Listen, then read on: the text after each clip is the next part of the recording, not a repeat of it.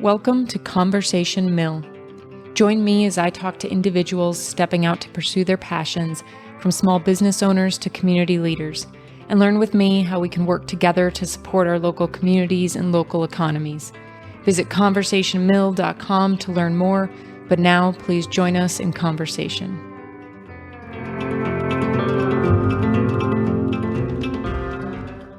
I grew up in the country on 40 acres. It was private, and besides a short strip of hayfield that ran along the road, the property was protected on all sides by trees. This gave the child me a sense of having my own 40 acres of a secret garden. I built forts, caught frogs from the pond in the large water pools that would form after summer storms. I stalked deer, foxes, raccoons, and rabbits. I was independent and preferred the outdoors to the indoors. The outdoor freedom gave room for an expansive imagination to grow. To this day, I can imagine anything. Really, anything. Not much surprises me because I know how vast the imagination can be, for good and for evil. Imagination is the starting place of all dreams realized.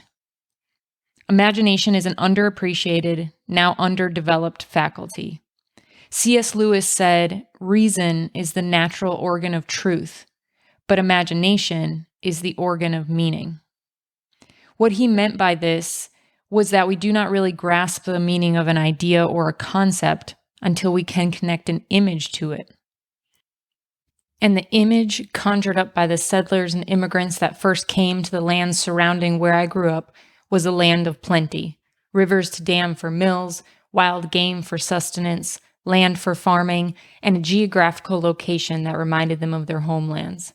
In this little valley in eastern Wisconsin, 9.5 miles inland from Lake Michigan, nestled in the newly formed Sheboygan County, was an imagining realized. In December 1838, Sheboygan was organized in a county government. Wisconsin, however, did not join the Union as a state until 1848, and in 1850, the village of Hingham was platted. And Hingham, the once thriving village, is where my 40-acre childhood home sat the nearest to. The distance from our front door to the Hingham Mill Pond was the measuring stick for bike rides. The dilapidated bridge crossing the dam of the mill pond was the cool hangout spot where you could assert your independence. The baseball field right around the corner from the mill pond was the summer nightlife of a rural community, where we chased fly balls from the fast-pitch games to get a free piece of candy. Hingham was and is a tucked away and sometimes forgotten family community, with many having histories that go back generations with their roots tied to Hingham. The families of the Tibbets and the Hobarts were the first to arrive in the area, and while at first they referred to Hingham as Milford because of the dammed-up Onion River that was now home to a mill, they eventually settled on naming the town after Hingham, Massachusetts, after a merchant, Charles Rogers, suggested it. Hingham was ideally situated inland from the Lake Michigan coast, tucked between the rolling hills that make up western Sheboygan County. The Potawatomi Indians knew how plentiful this area was and how comfortably suited it was. They had a permanent village on the Onion River 2 miles east of Hingham. Early settlers traveling through this area certainly were interacting with the native people until they were removed from the area between 1835 and 1838 after the Treaty of Chicago was signed in 1833. The Potawatomi were marched west into Kansas and Iowa and other states, but some of the Potawatomi returned to Wisconsin and were known as the strolling Potawatomi. At the same time, the Industrial Revolution was creating boomtowns, and along with it drove child labor, pollution in the surrounding ecosystems, and eventually sparked walkouts and strikes. But Hingham's history would not hinge on the Industrial Revolution, but on the railroad and the growth of the surrounding towns. Though Hingham did go through a heyday servicing its small population, in 1862 Hingham had 8 businesses, 2 merchants, 2 blacksmiths, a shoemaker, a wagon maker, a gristmill, and a sawmill. In 14 years, that number was up to 26 businesses, including a hotel, a physician, a pharmacist, 4 manufacturers, an architect, and a print shop. Hingham was never to grow beyond this, however. The railroad never came. But before the concerns of the railroad or the impact of not laying track around the mill pond, Hingham's businesses and community flourished. A school was built in 1846 before the village was even on the books. Hingham maintained a school until 1992. The school districts were updated, and Hingham's children started attending Oostburg or Elkhart Lake school districts.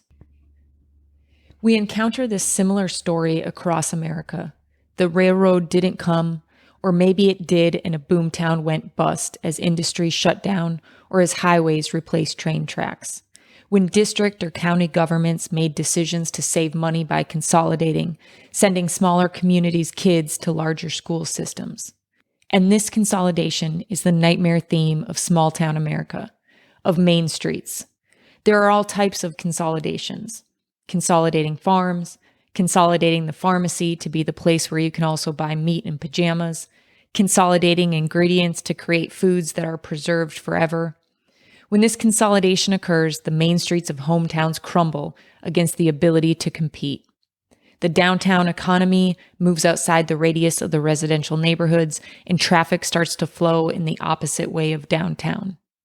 Our local economies that once flourished and brought us together are now owned by one or two retail giants, and we have been separated from the processes and people that create the foods and goods we purchase, while we contribute to unfair, dangerous labor practices happening around the globe where our goods now come from.